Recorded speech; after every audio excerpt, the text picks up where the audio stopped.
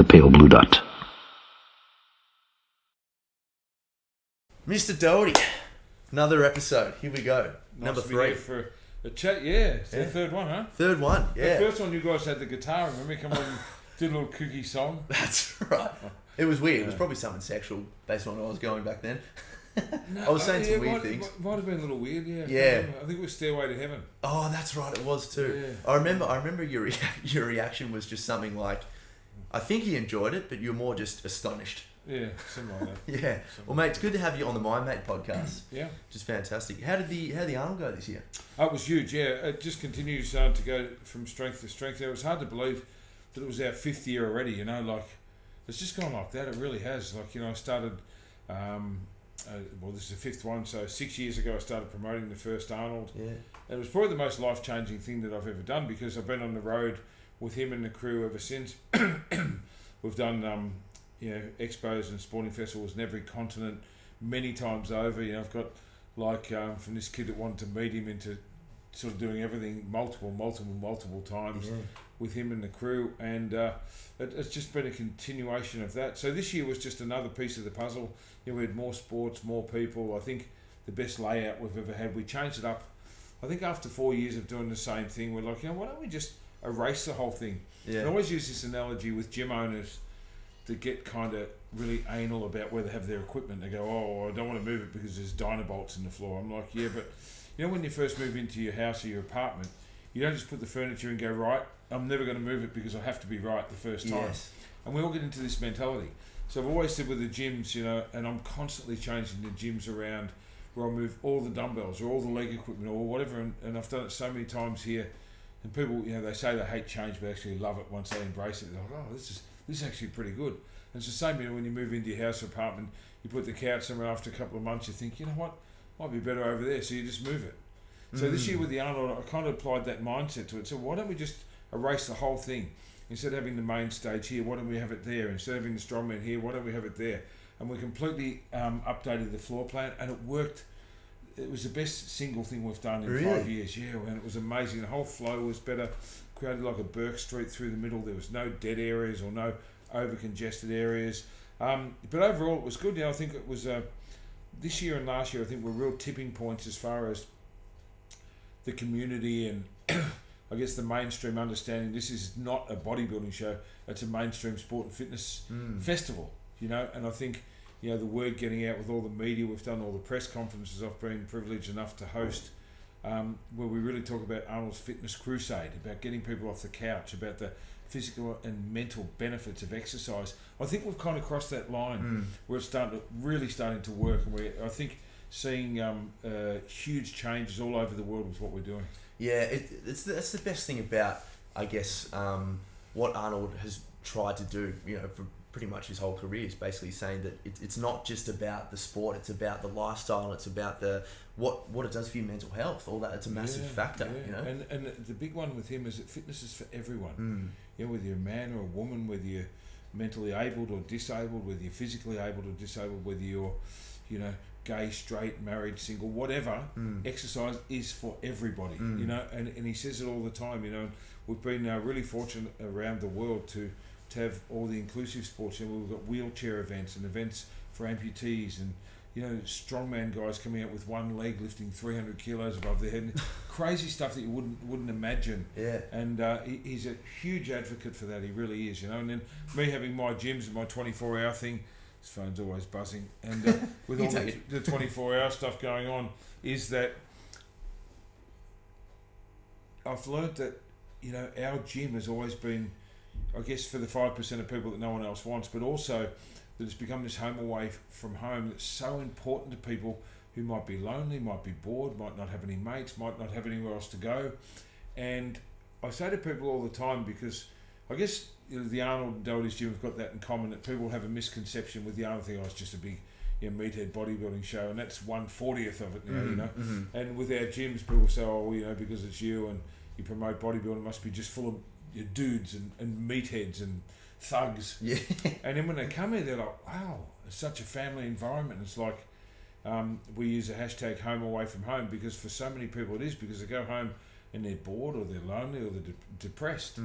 So they come down to the gym and they can sit here all night if they want. You know, we've got a group of guys and girls come in every night, you know, about 8 o'clock, and they come in to have a meal, then they go have a workout, they come have a coffee, then go and do a little bit more cardio, then they come back and have something else to eat, and then they all watch the soccer together or the tennis or whatever's on, you know, the sporting channels that we have in the cafe area. And they stay for hours and hours and hours, and it's the centre of their world.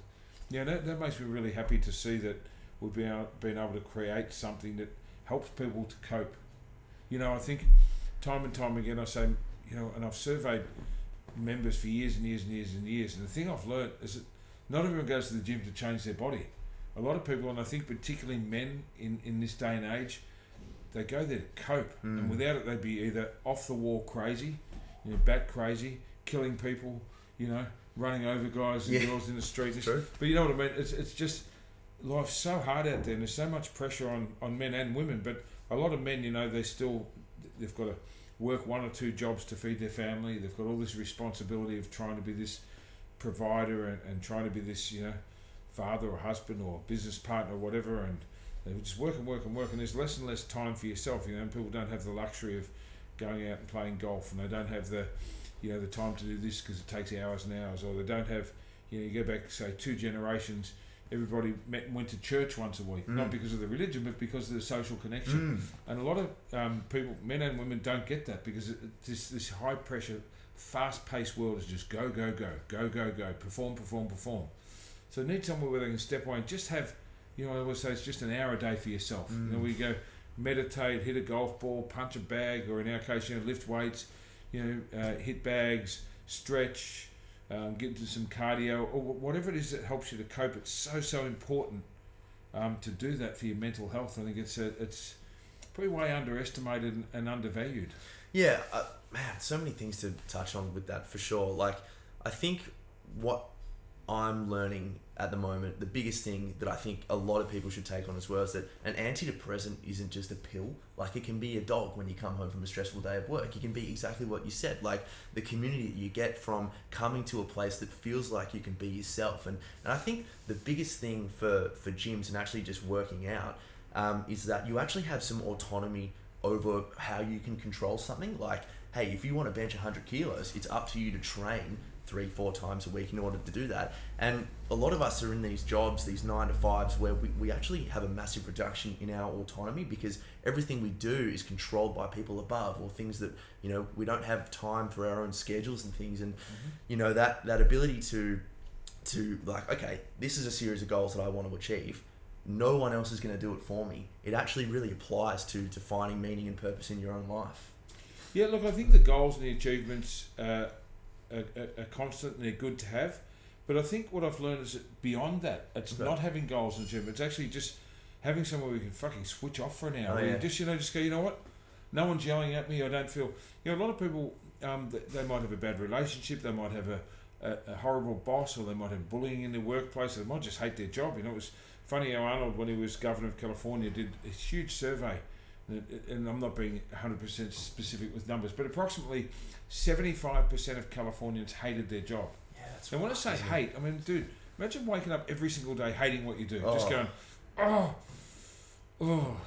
just depressed, just depressed. I've got to go do that shit again. It's sucking the life out of me, but I have to eat. So off they go. Yeah. Then the next 20% are kind of okay with their job. You know, like they put up with it. They don't love it. They don't hate it, but you know, better than nothing kind of thing. So now we're at 95% of people either hate their job or they just kind of cope with it. And then 5% of people actually get up and love what they do and have a spring in their step, and probably 1% are really good at that and make a living out of what they love doing. So you stop and think about that. This is an alarming statistic, you know, for the whole world. So if you're in that 75 or even that 95%, what can you do just to have just a little bit of you? And that's find your thing.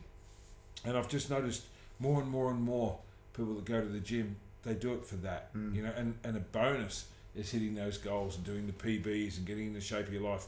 But it's not the whole motivation or even the reason to be there. The reason to be there is to cope and just have that little bit of time just to, I guess, reset your brain every day, you know, and it's an everyday thing.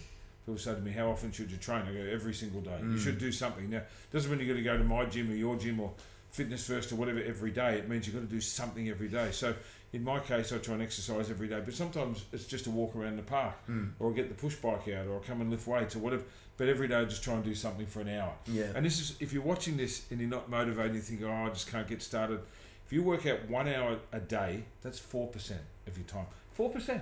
You stop and think about the benefits. Well, we all know the benefits for your health and your heart and everything else, but the benefits for your mindset and your whole persona, to devote just 4% of your time here on earth to you, to doing something that's going to make you better. It's going to make you perform better at whatever you do. It's going to make you cope better in your job and your home life. It's going to make you a better husband and father and partner, because you're not so stressed all the time. You've got an outlet and somewhere you can reset every day. That's 4% of your time, and it might extend your life or give you a better quality of life at least, or less sick days, or just give you a little bit of confidence and make you feel good about yourself. Because I still think the greatest thing you can have in life is confidence. Yeah.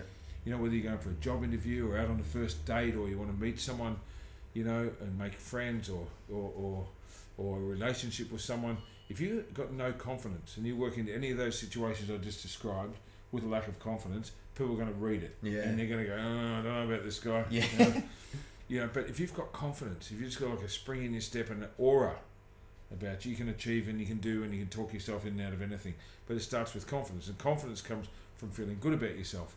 And I really believe that comes from exercise every single time. Yeah. So how much of like good mental health you reckon is based on just those little things? Because like 4%, having that little time to yourself in the gym, just doing things that build upon that confidence. Like, do you really think it's a big, like it's so big at the moment, mental health is like this big thing that we all have to talk about, but it comes from those little things. Well, some people, they need to talk about it. Some people, they just need to exercise their demons and just get them out. And sometimes talking about it's the worst thing. I went through some tough personal stuff with the separation stuff, which I don't like to get into too deep publicly, but I went through a really hard time.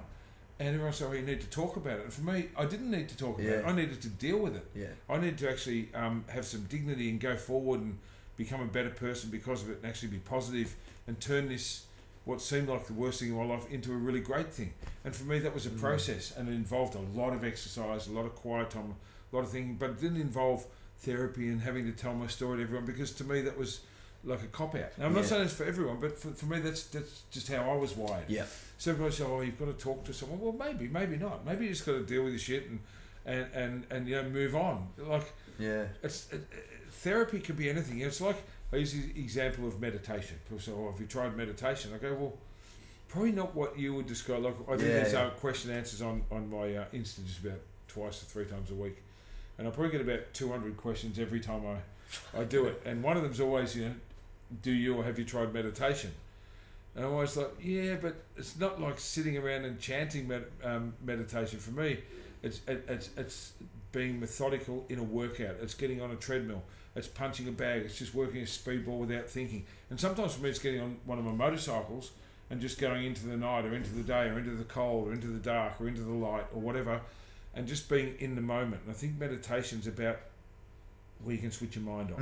Absolutely, just shut it off and just think of nothing. Just think of a blank space. Now, when you're riding a rigid chopper at a high speed through traffic or out in the open road or whatever, your goal is to not to die. Yeah. Right? So therefore, you are so in the moment that you don't think about anything else. You don't think about what happened at work. It's not like, you've got to talk about stuff or you've got to think it through. Sometimes, no, you just got to blank it out and just get into a moment. So for me, that's like a really sacred, beautiful thing, which I call meditation. Yeah. Now, some other people say, okay, if that works for you, that's sweet. If going to a driving range and hitting 1,000 golf balls, or swimming in a pool, or riding a push bike, or parachuting gives you that space, find it. Yeah. I think this is the important thing, that with all this mental health stuff, everybody says, you got to talk about it. You got to find someone. You got to get some therapy. You got to ask for help. Maybe you just got to find something that just gets you through to the next day, and then get up in a better mood with a spring in your step, and then do something good for yourself. But I think the thing about the gym, we talk about goals and PBs, and you're right, and it's great to have, probably when I was your age, it was all about lifting the biggest weight I've ever lifted. Now it's about making sure I do it. And the thing I love about the gym, and it's a really simple thing, is that 200 pounds or 100 kilos, whatever, is always going to be 200 pounds. And what we've tried to create with our gym culture at Doherty's Gym is that when you come in the door, you leave your hat or your uniform or your badge or whatever at the door, and everybody's equal. So I don't care if you're a CEO or a minister or a magistrate or a scumbag or a dole bludger or a labourer or a housewife or whatever, we're all equal. And that bar weighs 200 pounds, whether you're at the top of the corporate world or just starting out, or you've screwed up, or you're a recovering drug addict or a depressed person or whatever you are, it doesn't matter. This bar is here to be lifted, and it's the same weight for everyone. And this is what I love about the gym culture, that it just, if you get it right, and I don't know about other brands, but with our brand, I think we've really got that right. That when people come here, that's it. Leave your shit at the door, leave your problems there, leave everything else, just come in here and be around like-minded people that are here for whatever reason. You know, don't judge, and I think we've got a great diversity of clients here, like all types, because we welcome everyone. So this is the one thing I've learned from Arnold: fitness is for everybody. Doesn't matter what you're going through or how you look or identify yourself or dress or whatever. Just come and lift something. I love it. I really, you know, that puts me in that 5% of people who love what they do. Like, I've been 30 years in the gym, and I still look forward to it, honestly, every single day. I'm like, I can't wait to go to work. What's going to be happening there? And when I'm not here, I've got this kind of this FOMO. I love Mondays. You know, I think this is a big problem, is that, you know, people Monday go, I can't wait for the weekend. I go, fuck, you just had one. It's Monday, man. How about thinking, this is an opportunity for a fresh start. This is an opportunity to reset and try again. Even if I failed last week, I always have this saying that there's nothing you can do about yesterday. Why worry about it? Why freak out about something you can't change? It's just stupid. When you really think about it, people say, oh yeah, but I screwed it up.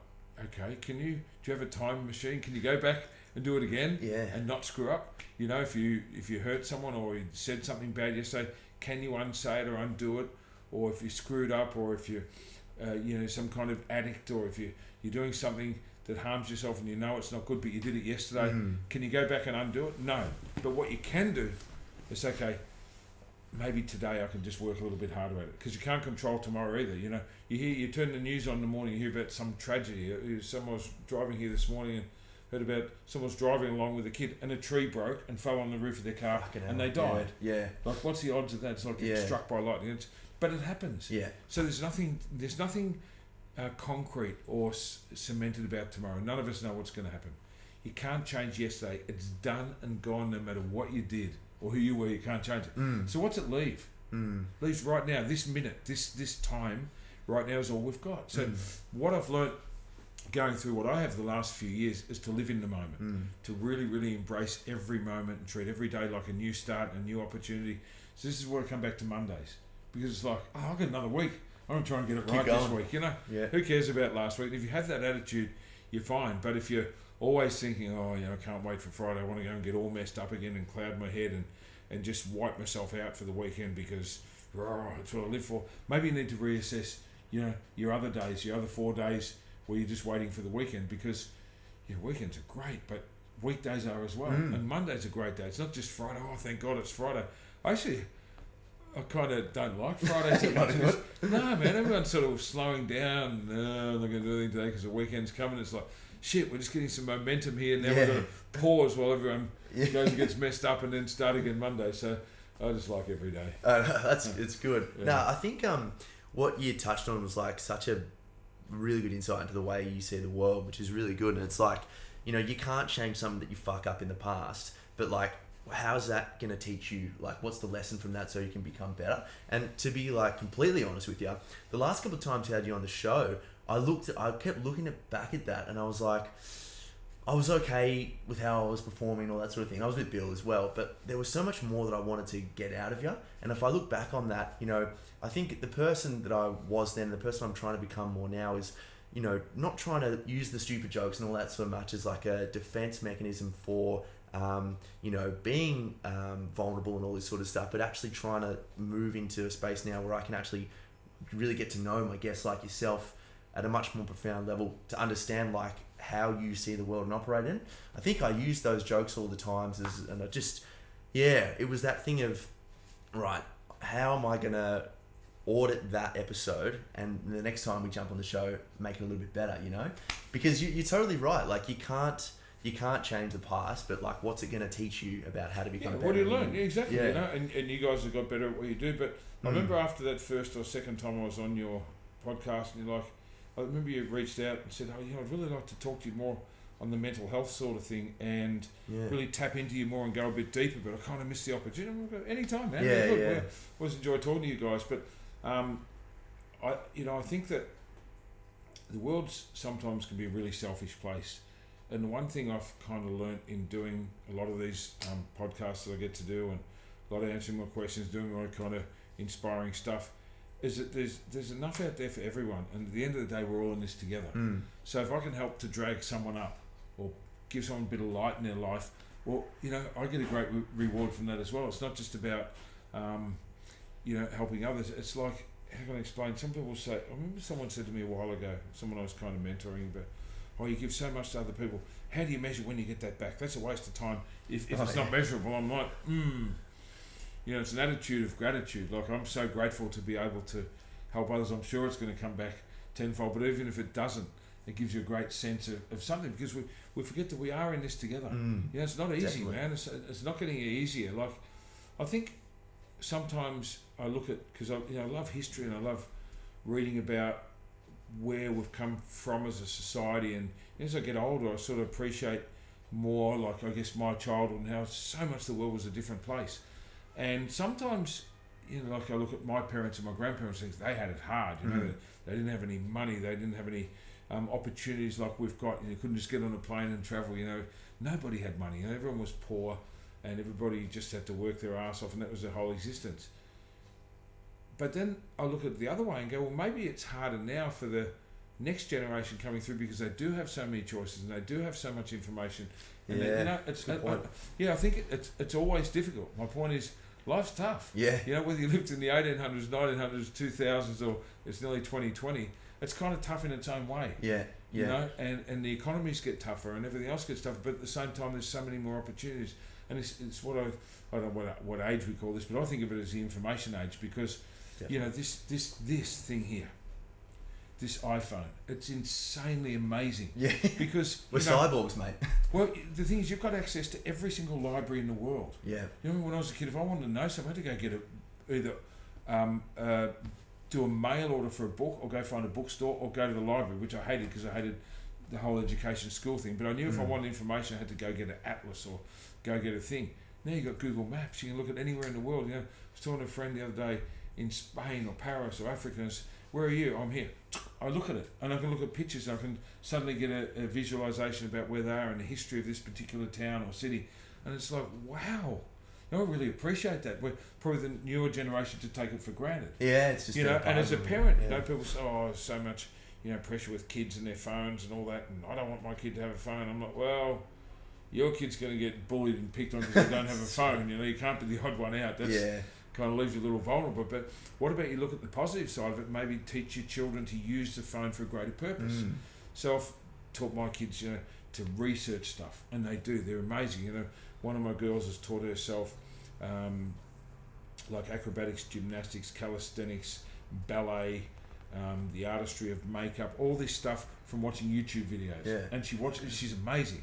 And then my other daughter is always learning about it can be anything, travel and restaurant. I'll be driving and say, I wonder what time that restaurant opened.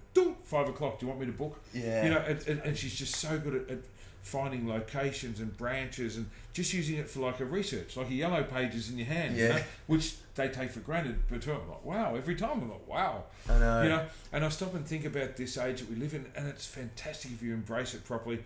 And, even social media, social media is shit. I'm like, it's shit if you follow gossips and imbeciles and negative people and people that you don't want to be like. Okay, sure, there's some negatives out there if that's where you're at, but the positives out there, like you said, the people that are giving a great message for nothing that you can tap into. You're talking about Gary Vee. Before, I followed the guy for years, and I think, wow, this guy talks about kindness, and he talks about giving back, and he talks about the opportunities that lay ahead. And obviously, he's selling a product, and he deserves to be paid for it, but he's really, really good. And you look at him and Jordan Peterson and even Tony Robbins and some of these great inspiring people, follow them. Yeah. Don't 100%. follow some, girl with butt implants or some guy that's trying to look like a Barbie doll or whatever, because, or some drama page where all they talk about is Yeah. drama and gossip, because that's really empty. And it might be funny, as you said, you evolved, like you guys were all about cracking, wise guy jokes and stuff. Yes.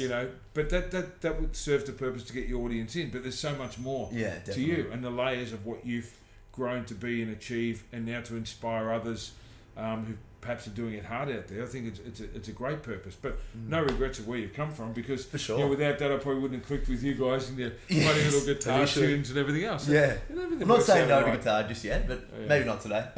No, but you're exactly right, mate. Like, I think that options thing you touched on before, like, how hard is it to choose a movie on Netflix? Because there's just an infinite amount of movies. Yeah. But like, living in Bali just before, and like one DVD would just be incredible to a local there, and like, doesn't matter what the movie is. It was like, this is a great movie because it's all I've got. But social media it's more freedom, so there's more responsibility. But I fucking love it, man, because I now have free mentors, like 20,000 free mentors. I got yourself, Jordan Peterson, like you said, Gary Vee, like all these incredible philosophers and experts in psychology that I just a free education. That's why I do the podcast, free education from people that are practically living success for them. And I mean, you're right, you can choose to follow things that make you feel, all good, or make you escape like the gossips and all that sort of stuff, or you can follow these people that actually believe in you, even though they don't even know you, but they know what makes people tick.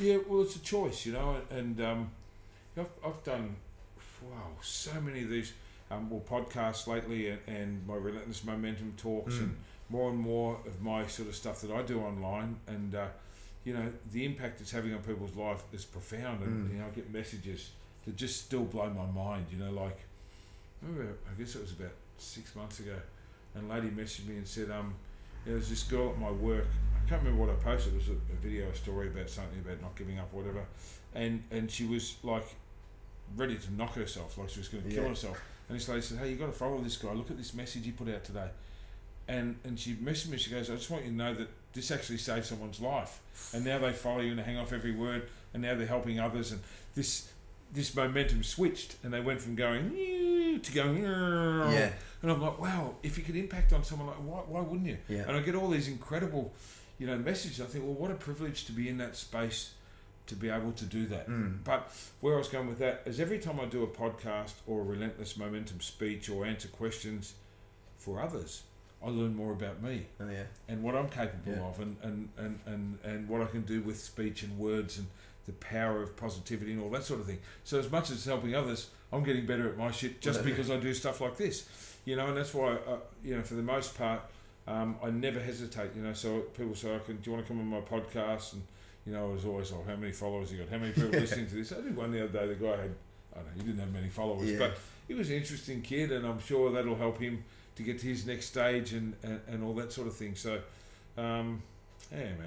How much of the way you view life has, I guess, been cultivated from the development of this gym? Because last time we had a chat on the show, you were talking about how, you were super poor for lots of years and you used to sleep here. I remember you saying that you used to, throw the keys away. Oh, sorry, no, you would lock it up to make people think as though So what it was, when I had my first gym, which was just around the corner, first gym here in Melbourne, when Doherty's gym, the brand, started, we're only open at that stage from 6 in the morning till 10 at night. So I used to sleep at the gym on the couch. I had a couch, a rice cooker, and a vertical grill. That's it. And I traded a car for a lap pull down, the power getting cut off every other month, or the phone getting cut off, or whatever. When I didn't get a wage for years and so on. So what I do in the morning, because I still had my dignity, right? And I always had this sort of positive light. I'm like, I'm not going to let it get to me. Just because I'm broke and poor and technically homeless, I've got a couch, So what I'd do is get up in the morning at like 5, have a shower at the gym, and I'd walk up to Sydney Road, just up here, and McDonald's used to open at like 5:30, so I'd get a McDonald's coffee, go next door to the newspaper, get a newspaper, and then come back to the gym, and by now everyone's waiting for someone to rock up to unlock, so I'd have a newspaper under my arm and a coffee.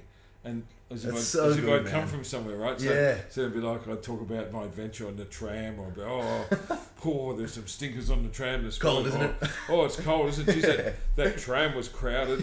Truth is, I'd walked around the fucking block and got a coffee, but then I'd come and I'd have the keys and go through this big charade of undoing the lock. Good morning, everyone. Time to work out. I'd let them in, and then at night, I'd stay there, I'd do the whole hours myself. So I'd do like 15 hours every day. Then, they'd stand out the front at night. This is early days. It was all the bouncers and all this. They'd go to stand out the front and tell all these bouncer tales about all the women they'd slayed or all the people they'd bashed and all this blah blah. So I'd hang around for an hour. So good night, boys. I'm off. And I'd walk through the car park and I'd go behind a tree or into someone's front yard and just wait for everyone to leave. Because I figured the longer I stayed, the more storytelling you're going, because I love talking to them. So I'm out of here. And I'd wait for the last one to leave. Then I'd go back, unlock the gate again, let myself in. Cooking the rice cooker in the, I love the that vertical story, grill, man. hit the couch again. Next day, get up at 5, repeat day after day after day, and not tell anyone. Yeah. This was I guess in hindsight, that was the glory of the story. Yeah, Was for that, sure. that I maintained my dignity and didn't have to go, oh, fucking poor me, someone give me a hand, no one gave me nothing. No, man, I chose it. I fucked up. Like, I came from Bendigo to Melbourne with a shit ton of debt, some bad habits, a big ego, this crazy lifestyle that was going to kill me, and I had to turn it around. So this was my therapy. This was my way out. So every day to me was fantastic. Yeah. And then when we moved here in 1998 and became Australia's only 24-hour gym, and everyone said it was going to fail, and once again I did it with nothing. I just got on my feet through all of 4 years of this, and then I thought, if you stay still, you get hit. If you don't stay still, you don't get hit. So we've got to get bigger and better and stronger and create this ridiculously good gym and brand that no one can touch. And to do that, I can't stay in this tiny little warehouse. So I was just getting on my feet and I moved here, and that was when the first day that we opened, I said, I'm never going to close the doors here ever. Not Christmas Day or Boxing Day or Easter or some public or religious holiday. We're open for good 24/7. We'll always be staffed. We'll always have someone here to greet you when you come in. So why do I need the keys? So I threw the keys away. And it was a big thing to me because I was eliminating plan B. And too many people have this, but I've always got plan B to fall back on. Or I've got this, and I'd always been told, you need to get an education. So if things fail, you've got something to fall back on. You can go do something you don't really want to do, but at least it's safe. And I always hated that message of safety and security and this whole fucking dream they were selling when I was a kid. I never wanted it. So to me, this was really significant that, not to prove anyone wrong, but to prove me right, I have to throw away the keys. Yeah. There's no turning back. I'm so committed to this that I won't fail. It's not I can't fail. I can't, and I just will not fail. So it was like starting all over again. I'm all broke again, Yeah. And I've got to have staff on 24 hours. And it was funny because this, you look at this huge gym now and people go, it's so big. Truth is, the first year I had to lease the back room where the leg stuff is now to a welder. There's this sculptor guy that did welding and stuff because I couldn't afford the rent on my own. And where the boxing room is, I rented that to a printer to store stuff in because I couldn't afford that on his own. Wow. On my own. And I rented off car spaces, everything to keep the doors Just to open. get it, yeah. And then I'd expand, so I go, now I can afford that back room. Then I'd be broke all over again. I put for the first 10 years, every single cent that I made went back into buying equipment. Wow. So, I'd get $2,000 in the bank and I'd go on eBay and I'd wait for a leg press to come out. I go, I'll get that. Yeah. And then I'd be back broke again. And I just kept doing that and doing that and doing that for years till all of a sudden I've got a whole lot of equipment. I've learned how to survive on not much. Yes. And I never wanted to build a gym, I wanted to build a brand. Where people just knew what it meant when they saw this name, Doherty's Gym. And going forward, I believe, now that I really know what my brand is and I've worked out how to stick to it and how to duplicate it, I think that, every big city in the world needs a Doherty's Gym. Somewhere for people just to be able to go and hang out and switch off, as we started talking about. Man, I love that story. So, what I'm interested in is where the mentality to just that relentless momentum came from. Why was it so important for you? Did you know? I'm assuming you always had an enthusiastic approach with gym and training and all that sort of stuff. But to just make that switch of, like you said, you came here and then it was all or nothing. It's hard for people to do. Where did that come from? Don't know. I don't know where it's come from. I just always had it. I've never I'd never had a job. I'd never bailed out of school because I didn't like it, and I just always knew I was going to work for myself, and I wasn't buying what they were selling. It was funny, when I was a little kid, maybe 14 or 15, and it's funny because the Arnold thing comes into it, because I saw Arnold on TV when I was about 14 or 15. He was promoting this book called The Education of a Bodybuilder on one of those late night variety shows. In fact, I've been trying to find it on YouTube or something, and it was, I can't remember, it was Mike Walsh or one of those guys that had like a variety show. It was like the Letterman of Australia, whoever it was. I don't even know who it was, but anyway, Arnold was on it, and I'd never seen anything like it in my life. I think I was about to turn 14, and I was watching it with my dad. I'm like, what's that? And he goes, oh, he's a bodybuilder. I'm like, whoa, what's that thing in his arm? Dad's like, oh, that's veins. And I'm just sitting there going, tick, tick, tick, tick. I'm like, hey, Dad, can everybody look like that? Dad's like, yeah, I guess so, if you learn, because I was a little bit tubby. He goes, well, probably going to lose a bit of weight and get along to the gym or find out about it. Yeah, he was always brutally honest with me. And he goes, you can find out about it, I'm sure. Yeah. And I'm like, well, I'm thinking to myself, this 14-year-old kid in this country town they were trying to turn me into an accountant or a lawyer or some, I can't say academic. Yeah, but this is because I had a good mind in school. They're like, you've got to go to university, you're going to get letters after your name, or you're going to fail. Without that, you're nothing. And I never bought it. I'm like, no, something's got to come up, but I ain't going to do that. I'm not going to sit in the fucking office with a fluorescent light on and take shit from anyone ever. I knew this from when I was very small, and this was this life-changing moment. I saw this guy on telly, and I'm sitting there going, if everyone could look like that, why doesn't everyone look like that? Like, why wouldn't you want to look at this dude? Oh, 100%. And then I realised it wasn't just the muscles and the veins and the skin. It was his confidence and his aura and what he was promoting. And I'm like, this dude is the coolest thing I've ever seen. And I remember that year, I went to my dad and I'm like, I'm going to be a gym owner, a promoter and a bodybuilder. And that's it. And that's what I became and what I've aimed at doing ever since. And I never wanted another job. I didn't want to do anything. So, I travelled a lot, and I had, when I first left school, I worked, I've never talked about it much, but I worked on prawn trawlers and main roads departments and grape farms. I was like this itinerant worker that just went, for a couple of years around Australia. I left home when I was just turned 17, right, and just went and just did shit, stuff, adventurous stuff and crazy. I just had to get it out of my system, but my vision was just to go away, get all that out of my system, come back when I was ready, and to work on being this bodybuilder, promoter and gym owner. So that's what I've kind of done ever since. Yeah. So where you say, where did that mentality come from? I think it's just been ingrained in me from, I don't know who or what triggered it or anything. I just never liked this idea of doing something you hate for your whole life, paying bills, paying off a house, and dying. Yeah, for sure. I don't know. I've always known that that's not for me. Yeah, which is brilliant. Cause I'm just interested because it's like a lot of people, they probably don't even mean to. I think everyone's got a pretty good moral compass, but like people would start a business like this, and then they would probably naturally default into this poor me mentality. But you were just able to get up day in, day out, and just do what you needed to do to make it work. And there was, like you said, no plan B.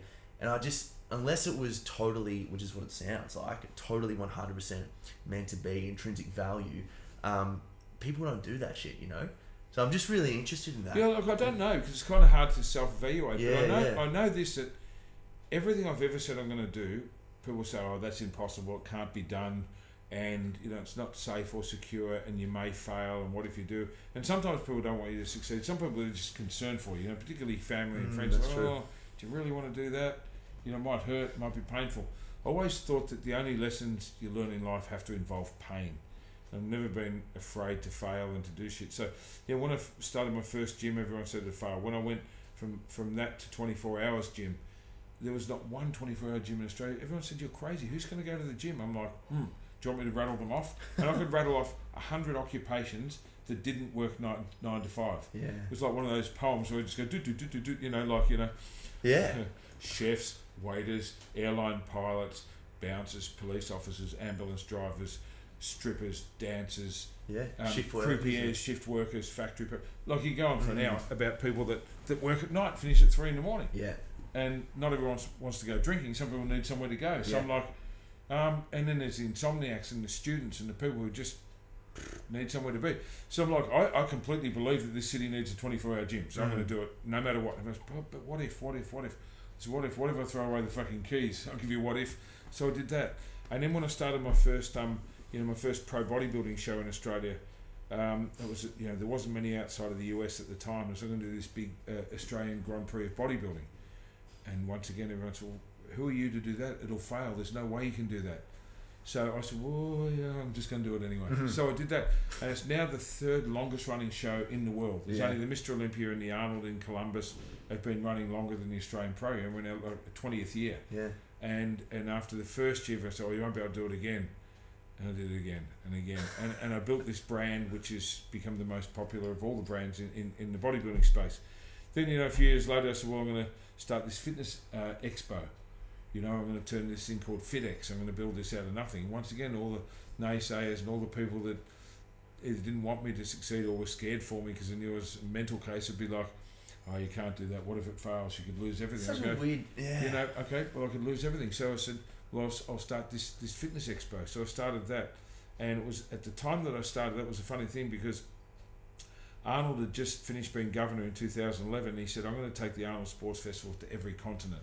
One by one, I'm going to take over every continent. So I'm like, I'm going to build this fitness expo up out of nothing so that when he looks at Australia, I'm his only choice. In fact, I'm going to make this so unbelievable. I'm going to model it on Arnold in Columbus because I've been going there for years. And the first year that I went there in 1991 or something, I walked out there going, I'm going to bring this to Australia one day, not knowing that he'd ever expand into each continent. I remember he did Spain and Europe, and he's like, okay, the next continent we're going to take over is South America.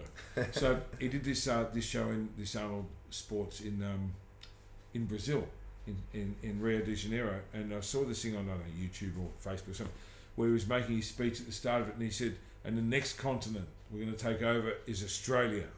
I'm like, man, this is my chance, When him and his people reach out to Australia, I'm going to strategically position myself so I'm the only choice. Yeah. So that my name just keeps coming up. So I did that. Yeah. And people said, but you're lucky. It wasn't luck.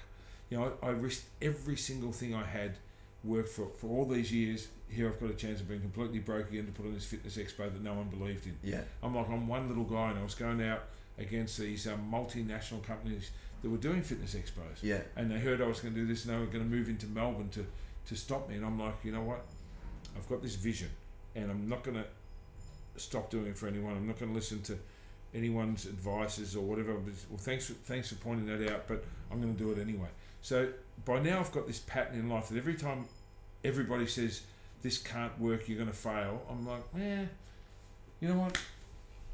What's the worst thing that could happen? Exactly. And I'm going to do it anyway. And when I get fixated on something, then I'm going to do it. And then of course, the rest is history. When Arnold looked at Australia, my name kept coming up. He sent a message out with his people to come over there and to meet with them, and we clicked straight away, and we shared this vision and everything else. And I got to meet him. We just clicked from day one. Yeah. And so the last 5 years we've done the Arnold Sports Festival, which grew out of my original FitX Expo, which grew out of a bodybuilding show, which grew out of nothing.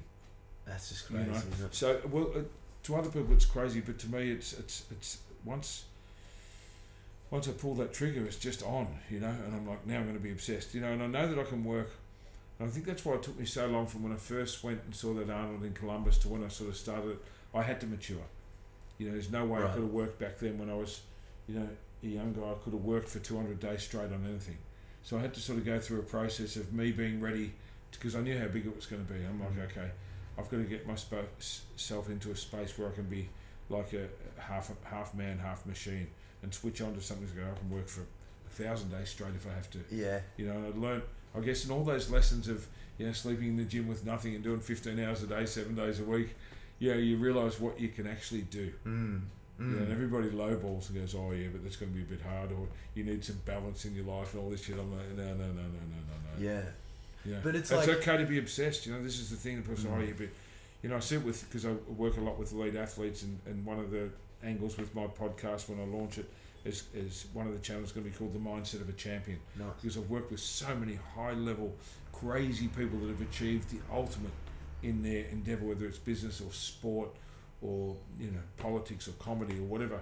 And I'm like, what's the mindset that sets these people apart? And one thing I've learned is that they're all obsessed. Mm. You know, you've got to be obsessed with this idea of succeeding at your craft, no matter what anybody says. Yeah, definitely. Yeah, for sure. Because then it gets back to your thing of like, you know, building up this gym, because you wouldn't have done it if you weren't obsessed. You know, and like the fact that you had to, you know, you said I had to mature and all this sort of stuff. You wouldn't have done it if you weren't totally obsessed with making this thing, you know, a massive part of your life. Yeah. What was it like when you first met Arnold? Because I don't think we ever spoke about that. It was kind of a little overwhelming. Yeah. Like I'd met him years ago.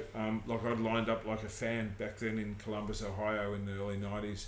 It was like you pay an extra $50 and get a photo with Arnold. I'm like, that's me. Done. He's my idol. That'd be cool. And it was kind of underwhelming because it lasts like 1 second. You get pushed into this room. He says, "How you doing?"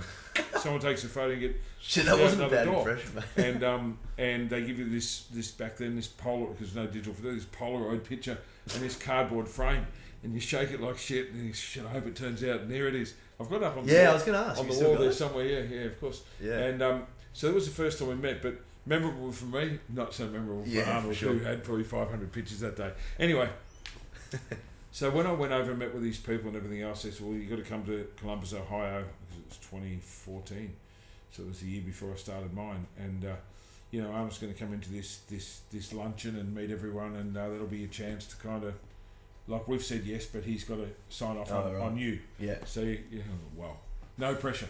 So, you know, went and had a really nice new suit made. I thought, you know what, I'm just going to go in there and be the best version of me I can be, and just tell him how hard I'm going to work. So it was a funny thing, quite hilarious actually, because what happened, so there was a table there from Spain, a table there from South Africa, who were sort of in the bidding process at the time, but came a year or two later. The Brazil people were there, and they had like a whole entourage of people. There was actually a team there from China, didn't come off, but they were there to present their case. And so I go into this room, and of course the Columbus, Ohio. So there's 6 tables set up, one for each continent, with 10 chairs and placemats and knives and forks and candles and all the shit, and a sign on the table, China, Brazil, blah blah blah. And here's this one that says Australia. Is it just you? And I rocked up on my own. Oh my god, like, that's crazy. So shit. So I sat at this big table. Freaking out. I'm freaking out. Just feeling like shit. Yeah, need an entourage. I should have hired some people. Yeah. Anyway, it was a funny thing. I think it was funny anyway. Then Jim Lorimer, who's the original partner, and his son Bob, who's best friend in the world now, but he was the founder of this, and it's a great story because he started the Arnold Classic when he was after he turned 60. He's 93 now. He's just done his 32nd edition, and it's like wow. Most people are slowing down. It's like, let's start something new. Let's build the biggest sports festival in the world. Anyway, so he's get up and started making a speech. He said, I'm going to get each of the partners from each of the countries to the continents to nominate someone to get up and to make a speech and to tell the governor why they're the right person to do this. I'm like, no one told me about that. I wasn't prepared. I'm like, whoa. Then Arnold walks into the room, and the first time, I guess I've kind of got used to it now, but the first time you see Arnold walk into the room, he's one of those people that just lights up a room, It's like, it's Arnold. And he walked in and he looked over at me, he goes, what are you doing there all by yourself? And I said, oh, yeah. So come and sit with us. I'm like, oh, cool. So I went and sat at his table. And so everyone got up and made their speech. I'll go on all day, so I won't tell you all about the speech. But I made my speech, come down, he grabbed me, he gave me a big hug. He goes, it was fantastic, and I look forward to working with you. Really? I think we're going to get on just fine. So I'm like, wow, that went pretty cool. But I was sweating like, I had to make a speech in front of Arnold. I've been doing public speaking now for 20 years. I've had TV shows. I've done more public speaking than most people do in 10 lifetimes. Yeah. But to speak in front of him, your idol, and to sell yourself with no notes and no preparation, when I'm with these other 5 continents who've got a spokesperson and a written speech, and I'm like, shit! Yeah. I better come up with something cool. So but without going, you don't have to go too deeply into it, but what did you say? Like, what was some of the stuff? What did you won him over, I guess? Well, I just realised. I said, listen, I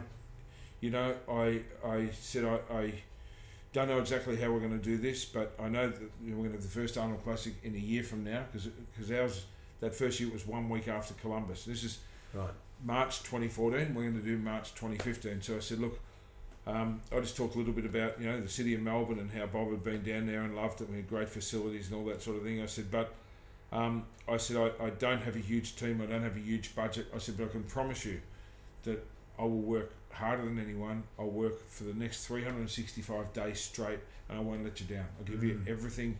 I said, I'll give you everything I've got. I won't switch off, because it's all I had. And everybody clapped, and he was like, it's fantastic, or something like that. Yeah. I just said, I'm just going to work my ass off, and I'm not going to let you down. Yeah. And I thought there's no point in trying to come in and sugarcoat something or look like I've got this huge, because I didn't have a clue quite how I was going to do it at this stage. I'm just like, I always have this thing, when you take on something big with nothing, it's like eating an elephant. People say, well, how do you eat an elephant? You just take a fucking big bite and chew like mad and just keep going, you know? So it was like that. I'm like, well, I didn't say that, but I was like, I'm just going to work tight. And I did. I came home from there and I worked straight for a year, with very little resources or staff or whatever else. And it was, I don't know, I never doubted it though. I just knew, had this vision. The only time I doubted, I guess, is that the morning of the first day of the expo. I'm thinking, shit, I wonder if anyone shows up. No, it's all Like, here I am, I'm full of confidence, and I believe this is going to work, and Arnold's here, and fuck, this is going to be cool. And I remember I was in the organised office, and I opened the doors, because I've, at the Melbourne Exhibition Centre, and I'd had it for FitX, so it wasn't all new ground, but I remember I opened the door and looked out, and there's this queue of people right down past the casino. I'm like, wow, this is going to be all right. Yeah. But look, every year it's a difficult space, and you've got to work your ass off. There's no resting on your laurels, because you can't, because the economies of things change, and the supplement industry changes, and some things go up and some things go down, and it gets harder and harder to get sponsorship. With the economy and all the e-trading and all this sort of thing. So I've learnt, more about business and people and psychology than ever could have imagined. But so that's how I got to meet Arnold, and then I thought, it'd be good to get to, okay, so now he knows, he called me by my first name. So I'm like, that's pretty cool. At least now, even if this doesn't work out, at least he knows who I am. Like, 100%. It's a long way from that kid who just wanted a picture. So then we got through that, and I'm like, it'd be pretty cool. Just go eat with him and sort of be friends or smoke a cigar together. And when he came out, in fact, it was the next show I went to after that was Brazil, and I got sucked into being like one of his security guys, like in the middle of the bubble, and we really clicked. And I thought, I think he likes me. I think we're going to be good friends, because I guess I was out of the 5 different continents. Some of the other partners, English wasn't their first language, or they were a bit reserved or whatever. So I kind of had this click with him from day one. You can just tell when someone's into you, and he's like. He started to kind of mentor me with business and life and everything else, and then we started travelling together kind of full on, and just became really tight, more than I ever could have imagined. And I've been to his office and his house, and eaten with him probably 100 times and shared some great moments, and really pleased and proud to see he's become more than just a business partner, but a great friend and mentor, and someone who's helped me enormously to be way better at everything I do. Because now I really know his story and where he's come from and how inspiring that is. I mean, it was always inspiring from the outside, but to see it from the inside and see how smart this guy is, and how he can work a room, and how he can talk to people, how he can inspire others, and how he can take over a press conference. I've learned all those skills, from being around him. Like we talked before about, you want to follow people that are great so you can be more like them. Well, I've been, on the road with, I think, the smartest and most recognisable person on the planet for 5 years. So if I can get better at my presentation and my speech and my cadence and everything else, well then it's a wasted opportunity. Yes, for sure. And my dream was always to, because I've been a professional MC for years, but just sort of on a smaller scale, was to MC the Arnold in Columbus. And this year I got to do that. After going there and watching that show for my whole life, being a kid.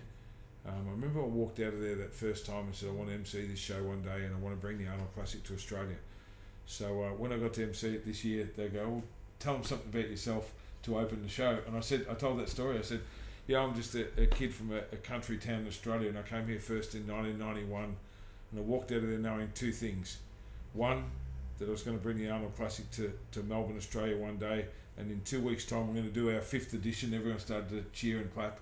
I said, and the second thing is that I was going to stand here in front of you, ladies and gentlemen, and MC this show one day. Here I am, you know. And the place went nuts, and I'm like, well, the emotion kind of really lifted in the room, and I knew I had them. in the palm of the hand. Yeah. And then I took over and did it with my own style, which they hadn't seen before. So it was great. And then I got to do the next two, obviously the one here, and then got to do the one in Sao Paulo in Brazil. Oh, wow. 4 weeks later as well. So I did 3 out of 3 to start the year. And, you know, you start ticking a few things in a few boxes like that and having a few wins.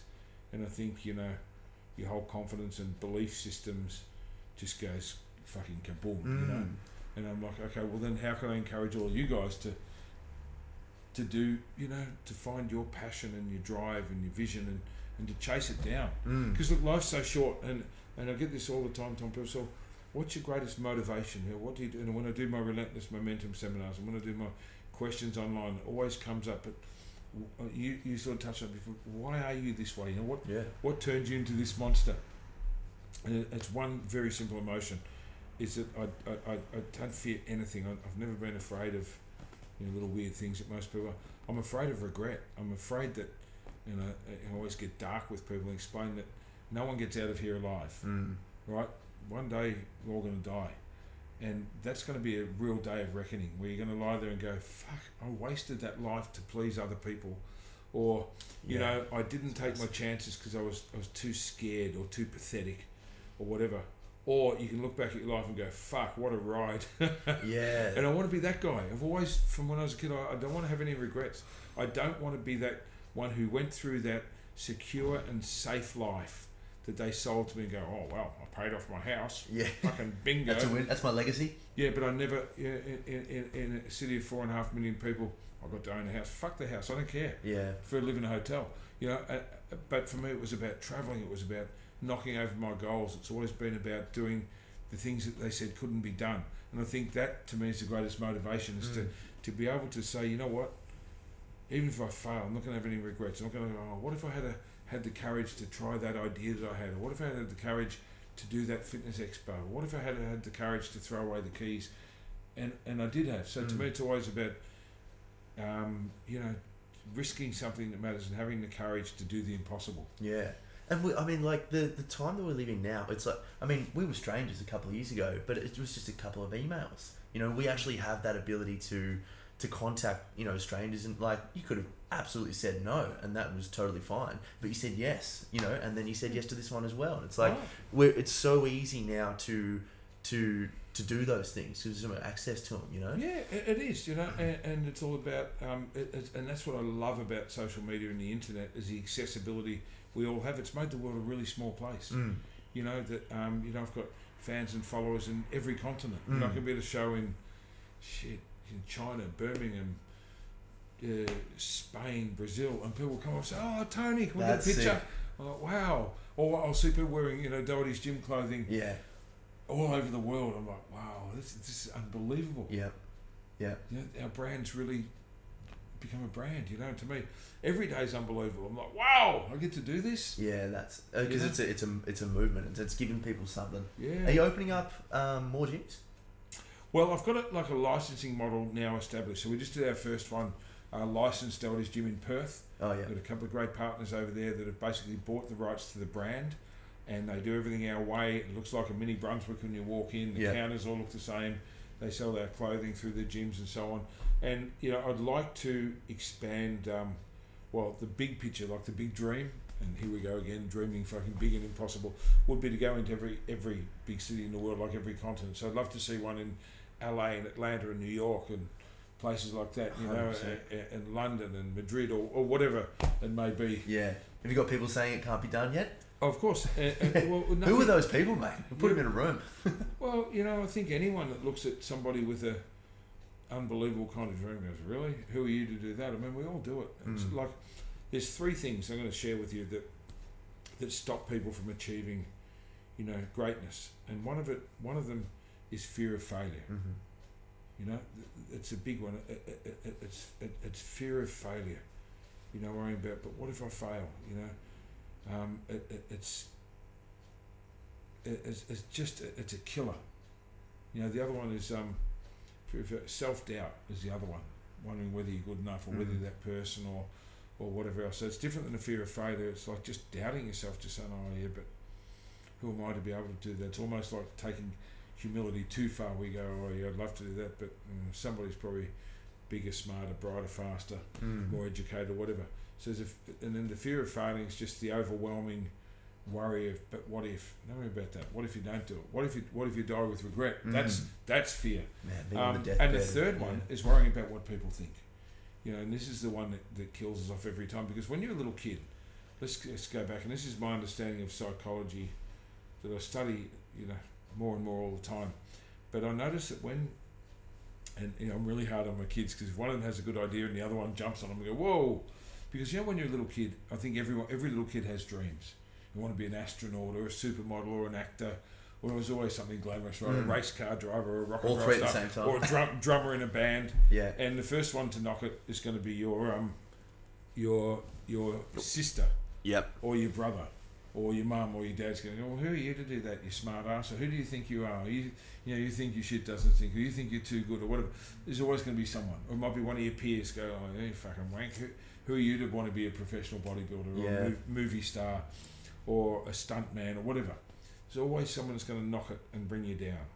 So you've got to have this great self-belief, but worrying about what other people think is what stops you, because you go, oh yeah, but they all think I'm a wanker. Or, you know, you want to go and get a tattoo and you think, oh, but my old auntie doesn't like tattoos. Or I want to get a motorcycle, I want to ride into the night, I want to live a different lifestyle than everyone else. But what will mum think, or what will cousin, or someone who doesn't matter really think? And at the end of the day, it doesn't matter what they think. And at the end of the day, they might go, oh wow, that was good. Yeah. You just don't know. But worrying about what other people think, particularly when you get sucked into worrying about people that don't even care about you, is the greatest retardant in life. And people all the time don't do what they want to do because someone else mightn't like it or be able to handle it. And guess what? That person that tells you can't do something, that wants you to fail, when you do fail, they're going to go, fucking, nah, told you so. And when you win, they're going to go, oh, you got lucky, or you're a smart ass, or you got everything handed to you on a plate. So there's no winning with these people that don't want you to succeed. So rather than go, oh, you're all haters, they're not haters. And some might be, but it shouldn't affect your decision to take something on, do something outside of the norm. So they're the things I try and teach people, is just these three things. We know that this is going to stop you doing your shit. So let's control that for a start. Yeah. What about self-doubt? Every single person, and this is this mindset of a champion thing I talk about, every single person that's killed everything I know in life has still had self-doubts. There's still moments where they go, shit, who am I to do this? Oh, fuck it, I'll do it anyway. Right? Yeah, so you feel like they do it in spite of that. It's not they don't have it, they do it. Despite that, not in spite of. There's a difference. Yeah. Despite that, you still got to get up and go. You know, if you're a footballer playing in a grand final, you're going to lie there in the morning and think, oh, what if I don't get a kick? What if I fail? What if I let my teammates down? And you go, oh, fuck it, I'll just get out and do my best. And then you have the best day of your life. You know, it's like I was starting to say before, you know, when I had to make that first speech in front of Arnold, I'm like, oh, what if I fuck it up? What if I say something dumb, or I try and be funny and I'm not, or whatever? And then when I emceed the Arnold Classic this year, it's a big deal in my world, you know. It's like the second biggest show in the world. And in a way, it's the biggest because you've got Arnold and all of his family, celebrity friends there. There's, you know, cameras and media, and it's getting streamed around the world. I'm like, shit, I got one go at this. Yeah. You know, it's one of those things where, you know, I don't get nervous about things or have fear, but I was shitting myself. Like in the moments leading up to it, I was got anxiety and self-doubt. And I'm like, who am I to be here and all this? And then I'm like, okay, brain, you had your fun. Now let's kill it. Let's be so fucking good that they're going to talk about it for the next year. Yeah. You know, at some stage you break out of it and you do it despite your fears. Yes. Not in spite of. And I always have this thing, Tom, where I say, don't do anything to prove anyone wrong. You know, and I had that mentality for a long, long time. I don't know if we've talked about it before, but you'd always go, so I'm going to prove them wrong. You know, I'm going to prove everybody that doubted me, I'm going to fuck it. I'm going to fuck them up. I'm going to show them this is stupid and it's no good for you. So instead I developed the mentality of don't do it to prove them wrong, do it to prove yourself right. Yeah. Because if you believed in yourself and you've got a vision to do something, then you owe it to yourself to prove yourself to be right, or at least to try. Or to fucking die trying if you have to, but you have to try. And you know, but focusing on other people, I think it comes back to that if you're doing it to prove other people wrong, well, it's so shallow and hollow. And you don't prove them wrong because they're just going to hate you anyway, or not support you, or not believe in you, or write it off, or talk behind your back, or whatever. And it's not even hateful sometimes. Sometimes it's just an insecurity. Sometimes it's out of love or hate or spite or whatever. But that's their trip. Yeah. And if you focus on it, you never get your shit done. So I've never really cared about what anyone thought. Yeah. You know, probably to my own detriment at times. You know, I'm like, I'm going to do it anyway. Yeah. And, But life's an individual game, and you got to make yourself man, happy. It is. You got to make yourself happy, and you've got to keep saying you've got to do your thing, because it goes past so quick. And you know, I just wish I could slow it down. Sometimes I wish I had 8 days in a week. You know, but it's I think you build momentum. I always have this thing about relentless momentum. Relentless means never quit. Momentum means never stop. Yeah. And I think that when you start to have a few wins, your life really does go forward. So just, that message to anyone out there that we talked about earlier that's doing it a bit hard, or is a bit depressed, or a bit down on themselves. You're not down on your luck, you're down on yourself. You know, and you've got to start to do positive things to make yourself feel good, so that you do start to have a win. You know, and it will start with a walk around the block. Yeah. Or getting a bicycle out, or going to the swimming pool, or talking to someone if that helps, or just getting out of your house, man. There's nothing more lonely than a depressed person sitting inside with the doors shut, hating on themselves. You know? And it seems, and I've been there, I can tell you, it seems like such a hard cycle to break, and it's as easy as standing up and walking out the fucking door. Yeah. You know, and walking into the night, just finding something or someone or something just to change your energy, and just to give your mind a little flow, and just to clear your head, and if it doesn't come from that, then exercise is the key. Do you feel like people want to try to fix themselves entirely in one day? Because I get from what you just said then, if you just go for like one walk, or like Jordan Peterson says, set the bar low. Like maybe you can't bench 100 kilos, but can you do 5 push-ups? Or then, do you think people just try to fix all their shit in one day without doing that momentum thing? Yeah, absolutely I do. And I think that people are so impatient, in business. It's a long game. And so many people give up after a week, a month, or a year, and go, oh, it's not for me, that industry's too competitive, whatever. Man, I didn't get a wage for 7 years. I slept on a fucking couch. At 30 years of age, I slept on a couch for a year. That's called patience. That's believing in the long game and saying, okay, like there's a lot of people who made a shit ton more money out of the gym industry than I have, because they've kind of compromised their ideals or beliefs just to go after the dollar. And that's good. But what I've built is something I'm really proud of and I really love. And I believe that, money will come with it one day. I've never been driven just by profit, because I think that'd kind of be empty. And I think that's where people go wrong. It's they become so impatient, and they measure their success on how much money they got in the bank instead of whether they look forward to getting up every day. Because there's a lot of people with a shit ton of money that are in therapy or also depressed. Like, the face of depression is not always someone who's broke and lonely. Sometimes it can be someone who's on top of their game, that's really, really, you think they're killing it, but they're not happy with their existence, or they've got some other demons in there that cause them to fall down all the time. So I think that it's really important to find what you really love doing, and then just get good at it. So that's what I mean about patience in business, patience in sport, patience in life, relationships, whatever else. Just take your time, and that's where, like you said before, if it's exercise, start low.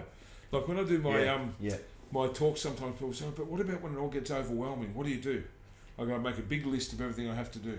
And they go, you don't worry about, someone said to me a while ago, you don't worry about all the little shit, you just focus on the big ones. I go, no, actually, like when I'm really snowed under and overwhelmed and fucking ready to give up, I go the other way and I look at my list and go, what is the single easiest thing on this list that I can do? And it might be answer that email. Yeah. Call Tom back. Do the and then what happens? I do that email, I get a Sharpie and I draw a line through it. I'm like, oh, that felt good. Yes. What's the next easiest one? And I'll find like 6 or 10 easy tasks. Yeah, that's good. And all of a sudden, the list is no longer overwhelming, and you get to this tipping point where you go, I've got this. I'm going to fucking put a line through everything on this list. And then the hard ones aren't so hard.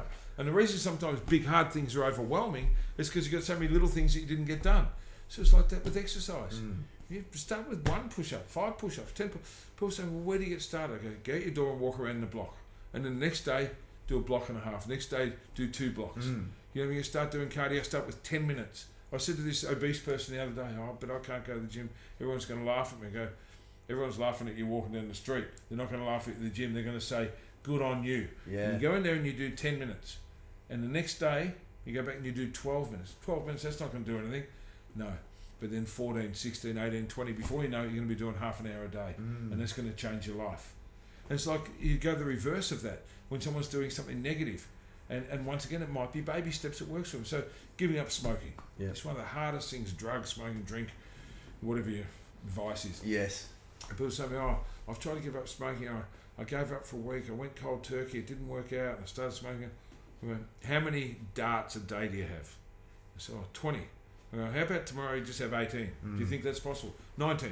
What about just tomorrow, if you count them out, lay out 19 cigarettes in the morning and said, that's all I'm going to have today? Oh, yeah, I could do that. I said, well, do that for a week. Give me a call in a week. And so, ready to do 18? Good, right? And what happens, this becomes a pattern. Then it becomes a challenge. Then 18 becomes 16, becomes 12, becomes 10, becomes 5. One day it becomes 3. And then you get through a day, you go, you know what? I didn't have time for a cigarette today. Okay, you're ready to give up. Don't ever put one in your mouth again. Rather than just go to someone, you're a fucking drug addict, or you're a, well, it might be drugs, but yes. you've got an addiction to nicotine, and you're a loser because you can't give up, you're too weak. You know, it's like when someone's depressed, you go, snap out of it. It's not that easy.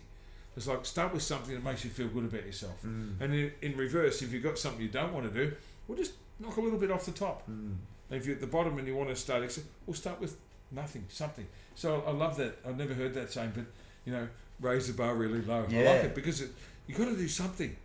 You know, doing nothing, inactivity, and not doing something to address a problem, whether it's a lack of something or too much of something, it's not addressing it that's a problem. Yes. It's okay, how am I going to deal with this? Okay, maybe you're a cold turkey guy, maybe you're a 19, 18, 17 guy. It doesn't matter. Just do it, find out what works and just chip away at it. Yeah. And be patient. Man, that's with business. You know, so many people give up. You know, I always think back with the gym industry. You know, everyone that I was kind of, I guess, competing with in the early days, they were all more educated than me because I flunked out of school. They all had more money than me because I was as broke as person. You know, they were probably all smarter than me, but what I had was this, that I knew that I could outlast them. You know, I knew, okay. And what would have happened is if someone, for example, started out thinking it was all about money, and they fell on hard times, they didn't have somewhere to live, and they're lying in the gym on a couch just one night, they're going to go, fuck, I didn't sign up for this, I'm going to cut my losses and walk away. Yeah. Or if they couldn't afford to pay their staff and they had to work, for example, 15 hours a day for 6 months straight, they're going to go, you know, this doesn't, I'm not even getting $10 an hour, why would I do this? Okay, I'm still here. Yeah. I'm still standing. So I went through a series of that. I think in the gym industry, in the bodybuilding industry, in all the different things I've done, I'm like, I can handle a lot of pain. You guys have got it. If you think you're going to outdo me on pain, let's go. Yeah. You know. Yeah. You know, you want to go to war, put your helmet on. I mean. Yeah. 100%. So I've always had that kind of mentality of you know, there's always someone worse off. And I think, you know, the last 5 years, 6 years, traveling so much with the Arnold family and doing some of the things I've got to do, and even before that I've always done a lot of travelling, but you know, I've been to a lot of really, really poor, desperate places where you see people who've got nothing and will never have nothing and can never find a way out, that don't complain. Yeah. And they smile every day and they make the most of what they've got and they love their families and they work their asses off, even though they're going to be in that factory for 50 years, they don't have the choices we have. So I always remind people that kind of think they're doing it hard, that, you know, your worst day might be better than somebody's best day. Yeah. Just think about that. That your poor me day, oh, my boss sucks, or it was cold going to work, or my car broke down, or whatever. That might be better than someone's best, most unimaginable day. There'd be someone who would chop their leg off to have your life. To have a car, yeah. Remember somebody said to me once, it must be hard, you know, being on planes, living in hotels all the time. I go, man, there's a kid on a track in Africa or India or somewhere looking up at a plane going over his head going, I wish one day I could sit on any seat in that plane, and they never will. You know, I'm like, how could you complain about that? I know, it's... Wow. Our laundry lady, when we were living in Bali, told us that she'd never seen a plane before. And I was just puts things in perspective. But exactly like what you said, man, like happiest, beautiful smile, like, you know, working for cents, you know. And there's a lovely YouTube video of a guy who was like a cacao farmer, and for his whole life, you know, really humble fellow in Africa. And someone came to him and gave him some chocolate because he never knew what his farming had been doing. And he eats it and he's just like, what the fuck? That's the most beautiful thing in the world. See, just even eating chocolate is crazy, you know. It's having that perspective, mate. It really is, and I think, you know, sometimes we've got to just take a step back and go, you know what? Enough of this poor me mentality. Enough of this sense of entitlement, self-pity, and all this sort of thing. Just get on with it, you know, and just suck it up and take advantage of the opportunities that we've got, because we live in an amazing age with good people around us, and there's so much positive stuff out there if that's what you want. Yeah. Mate, I love it. We could talk I love talking to you. I've got a lot of momentum in me now to really go for it. Yeah. Let's do it again soon, man, because we've got, you know, stuff to do. But it's been a pleasure coming on, and I hope you guys, the girls watching, have got something out of this. You know, both of us are here for you. If you need to get in touch, I'm easy to find. The easiest way to get me is Instagram, Tony Doherty Oz. It's like OZ. Awesome. Just, you know, I try and answer every single person that gets in touch, and you know, I know Tom does as well. So hang in there, be your best, and we'll be back soon. And you got a podcast launching as well? Yeah, just follow my Instagram and all will be there. I'm going to get my shit together. I'm going to tap into him and work out how to do this. We'll do it. All right. Thanks, mate. Cheers, legend. All right. Bye.